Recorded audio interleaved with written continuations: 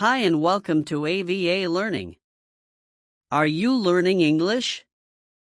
Perfect, because today we're going to practice English through a fascinating real-world story. Don't forget to like, subscribe, and leave a comment. Now, let's begin. 1. A powerful moment in Chinese politics. In October 2022, China held its 20th National Congress, a major political event that takes place every 5 years. At the end of this meeting, 7 important leaders stepped onto the stage, the people who guide the entire country. Leading the group was Xi Jinping, beginning his third term as head of the Communist Party. This was historic. For decades, Chinese leaders served only 2 terms, a rule set during Deng Xiaoping's era to prevent one person from holding too much power.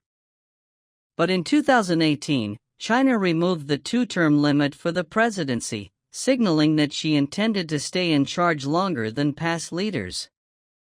He is now widely considered the most influential Chinese leader since Mao Zedong. The other leaders standing behind him were all trusted allies.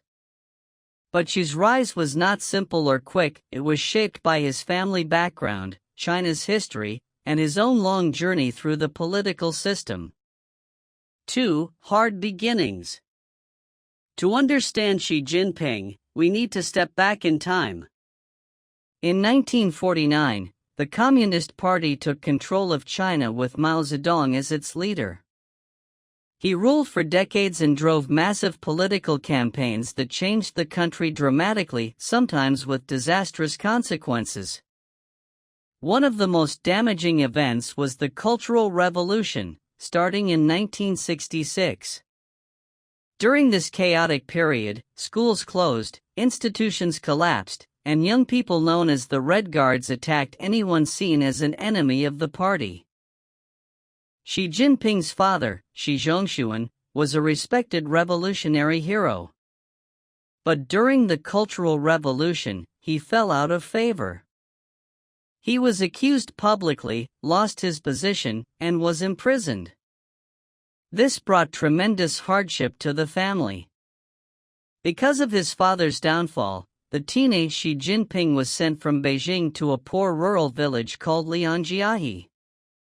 For 7 years, he lived in a simple home carved into a hillside, a cave dwelling. He did heavy farm work, carried grain, worked in the fields, and lived with constant hunger and fleas. He even tried to run back to Beijing once, but he was caught and punished. These tough experiences shaped his character and taught him how to survive within China's political system. After Mao's death in 1976, Deng Xiaoping rose to power, ending the Cultural Revolution and introducing a system designed to prevent another single dominant leader. He encouraged collective leadership, economic reforms, and term limits. 3. A long climb through the provinces. Instead of fighting for influence in Beijing, Xi Jinping chose a different path. In the 1980s, he left the capital and spent over 20 years working in several provinces. His journey included Hebei, where he worked on improving the local economy and tourism; Fujian, where he pushed infrastructure development and trade with Taiwan; Zhejiang, a wealthy business province where he built a reputation for efficiency and anti-corruption; Shanghai, where he briefly took charge and resolved a major corruption scandal. This slow, steady path helped him gain practical leadership experience, avoid the intense political battles in Beijing, and build networks across the party, military, and business world. By the time he returned to Beijing, many saw him as a capable, stable, and trustworthy future leader. 4. Rising to the top. In 2007, Xi Jinping entered the top circle of power by joining the Politburo Standing Committee. The following year, he became vice president. After his main rival fell in a political scandal, Xi's path to leadership opened completely. In 2012, she became General Secretary of the Communist Party, Chair of the Central Military Commission. In 2013, he became President of China, holding all three key positions. His first speech focused on simple goals: better education, more jobs, cleaner air, and national pride. He introduced the influential slogan, "The Chinese Dream," which promised a stronger and more respected China. Anti-corruption campaign. Soon after taking power, she launched an enormous anti-corruption campaign, promising to catch both tigers, top officials, and flies, low-level officials. Millions of officials were disciplined. Critics said the campaign also removed political rivals, but supporters believed it helped clean up widespread corruption. She also reshaped how decisions were made. He created new leadership committees, all chaired by himself, giving him more direct control over national security, the economy, and the internet. 5. Changing the economy. When she took power, China was still growing quickly but faced serious challenges. He shifted China's economic direction by giving the Communist Party a stronger role in guiding the economy. One major initiative was made in China 2025, a plan to make China a global leader in robotics, electric vehicles, advanced manufacturing, semiconductors. The government supported some companies heavily, while placing stricter rules on others, especially large tech firms.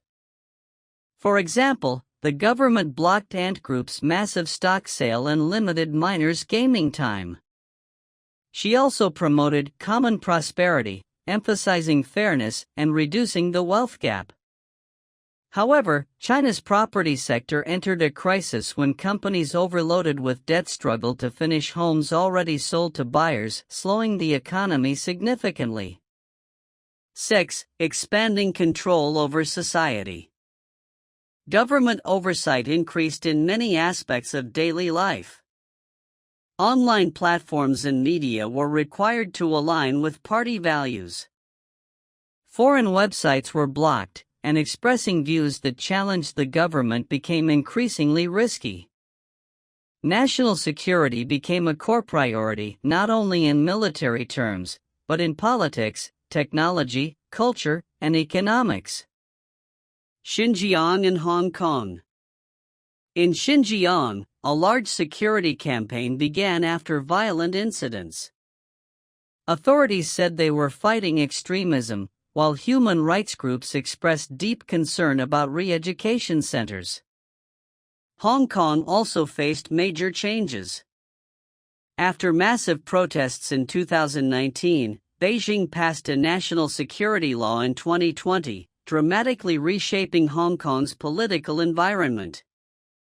Zero COVID.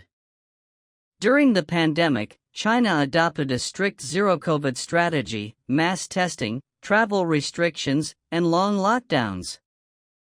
For nearly 3 years, cases stayed low, but the approach was difficult for residents and slowed the economy. Protests eventually led to the abrupt end of the policy in late 2022. 7. China on the global stage. She significantly strengthened the People's Liberation Army, PLA, modernizing equipment and increasing the military budget. China built aircraft carriers, new naval ships, and opened its first overseas military base in Djibouti. Diplomatically, China became more assertive. Some called this wolf warrior diplomacy because Chinese officials spoke more firmly in defending national interests. China's relationship with the United States worsened. The two countries competed in trade, technology, and security. The U.S. limited China's access to advanced chips, while tensions rose in Taiwan and the South China Sea.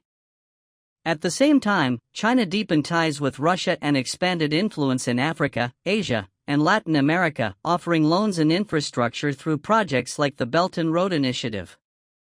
8. The road ahead. China faces major challenges in the coming decades. Slowing economic growth.